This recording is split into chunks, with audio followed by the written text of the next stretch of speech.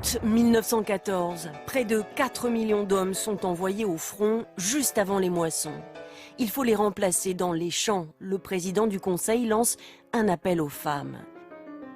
Ce sont elles qui vont manœuvrer les charrues, labourer, récolter. On leur dit, vous faites ça pour la patrie, faites ça pour votre mari. Donc une propagande énorme. Et vous êtes vraiment des femmes extraordinaires. Sans vous, on ne pourrait rien faire, etc. Donc on leur entretient le moral, en fait, de cette manière-là. Puis, la guerre s'enlise et il faut remplacer les hommes partout. En ville, pour que les tramways circulent, pour que le courrier arrive, que les usines tournent, les femmes, devenues chefs de famille, se mettent au travail. La grand-mère d'Eliane fut de celle-là. Comme elles ont travaillé, c'est incroyable. C'était tous les jours, parce qu'il n'y avait pas de dimanche.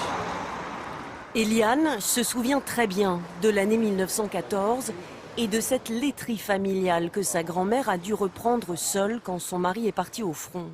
Des photos témoignent du courage de Marie et de ses 2 filles à cette époque-là. C'est la façade devant. Oui. Moi, je me dis que je leur arrive pas à la cheville. Hein. C'est pas croyable. C'est pas croyable, ce travail qui...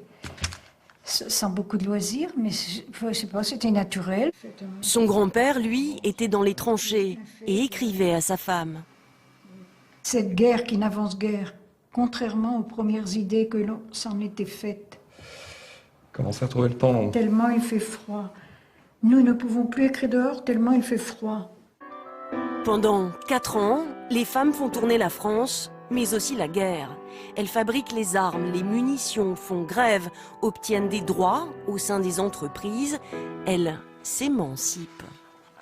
Leurs maris, ils n'ont pas changé. Ils ont changé moralement, bien sûr. Mais ils pensent qu'ils vont retrouver leur ménage, leur femme qui va les soigner, les chouchouter, tout ça. Mais ces femmes, elles ont dû tellement entretenir leur famille et puis travailler en plus que, eh bien, c'est plus les mêmes femmes. C'est sûr, elles commençaient à faire peur. Alors pour les remercier de leur effort pendant la guerre, elles seront tout simplement chassées de la plupart des usines dès le retour des hommes.